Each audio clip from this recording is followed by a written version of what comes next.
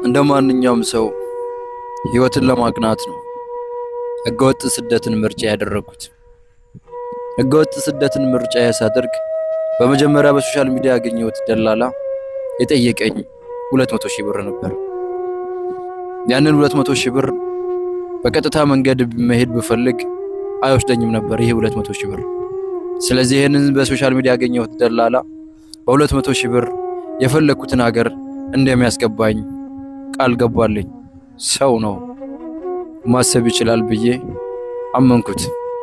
200 ሺህ ብርን ከፍዬ ጉዞ ጀመርኩኝ።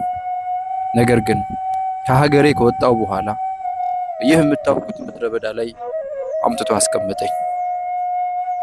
እናስ 200 ሺህ ብር ይበቃሃል፣ በ200 ሺህ ብር አሻግራለሁ ያለኝ ሰውዬ ይኸው ዛሬ የበረሃ እራት አድርጎኛል። እምጠጣው ጥሜን የምቆርጥበት ውሃ የለም።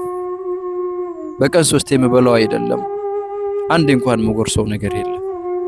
ጫው የሚለው እንኳን ውሃ ለኔ ህልም ነው። እና ይህ ብቻ አይደለም። ይኸው በረሃ ላይ አምጥቶ ከጣለኝ በኋላ የምፈልግበት ሀገር ለመሄድ 1 ሚሊዮን ብር ጠየቀኝ።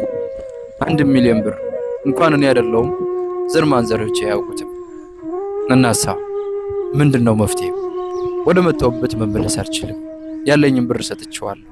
ዘመድ አዝማድ የለኝም ሊያግዘኝ የሚችል። ብዙ አልሜ ነበረ፣ ብዙ አስቤ ነበር፣ ብዙ ደረጃ ደርሳለሁ ብዬ ነበር፣ የተሻሉ ደረጃዎች። ነገር ግን እነዚህ ነገሮች ባጭር ቀርተዋል። የኔ ተስፋ ጨልሟል። ነገም ብለው ጊዜ የለኝም። አስደስታለሁ ብዬ የማስበው አካልም ሳላስደስተው ይኸው ባጭር ቀርቻለሁ። ይኸውም በደላላ ሰበብ ነው።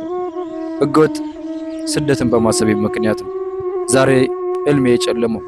ባህር ባዶ ምድረ በዳ ላይ ከአሸዋ ጋር ብቻ ይኸው ተቆራኝቼ አሸዋን ሳልፈልገው እየለበስኩት እንደ ምግብ እንኳን እንዳልበላው ይበናል በእጄ። እኔ እዚሁ ማጥ ውስጥ የገባሁት ፈልጌው አይደለም። እኔ አሁን ማንንም እገዛ ለመለመን ፈልጌ ሳይሆን እኔ ዋጋ የከፈልኩበትን ነገር እንድታውቁትና ዛሬም እናንተን በከፈልኩት ዋጋ ልክ ዋጋ እንድትከፍሉ ስላልፈለግኩ ነው። ስለዚህ ህገወጥ ስደትን ተቃወሙ። ህገወጥ ስደት ለማንም መፍትሄው። ህገወጥ ስደት የሚያምረው በቃል ብቻ ነው እንጂ ተግባሩና እውነታው ግን ይኸው ጓደኛ ሰው ሳይሆን አሸዋ ብቻ ሲሆን ነው ምናምነው። ስለዚህ እኔ እዚህ ጋር ስመጣ እዚህ ጋር ስቀር እናቴን ትቻለሁ፣ አባቴን ትቻለሁ፣ እህት ወንድሞቼን ትቻለሁ። እኔ ጓደኛ የለኝም ካሁን በኋላ። እኔ ጓደኛ ያጣሁት በህገወጥ ደላላ ምክንያት ነው። እኔ እናት አባቴን ትቼ የመጣሁት ይኸው በህገወጥ ስደት ምክንያት ነው። ስለዚህ ህገወጥ ስደት በኔ ይብቃ። ህገወጥ ስደት በኔ ይሙት። በቃ እኔ የተሳሳትኩትን ስህተት አትድገሙት። እኔ ያጠፋሁትን ጥፋት አታጥፉ። ከውጭ የሚያብለጨልጨውን የደላሎች ቃል አይግዛችሁ። ሰው ሆኖ በሰው ላይ እንዴት በዚህ ልክ ሊጨክን ይችላል? እንዴት ሰው በሌለበት ምድረ በዳ ላይ ሰውን አውጥቶ ይጥላል?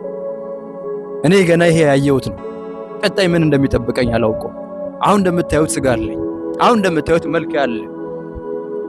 ነገስ በዚህ ልክ እኖራለሁ? ውሃ ጥሙን ስችሏለሁ፣ ረሃቡን ስችሏለሁ፣ ችግሩን ስችሏለሁ፣ ጨነፈሩን ሳልፈዋለሁ? እኔ አላውቅም። ስለዚህ ይህንን ስቃይ በእኔ እያያችሁ ተማሩበት። የህገወጥ ስደት በእኔ ይብቃ። እኔ አሁን ውሃ ጠምቶኛል፣ ግን ምን ልጠጣ? ጨው የሚለው እንኳን ውሃ የለም። ህልም ነው። አሸዋ ነው ያለው። አሸዋ ነው ጓደኛ። ስለዚህ ባካችሁ ተጠንቀቁ። ህገወጥ ስደት በእኔ ይብቃ።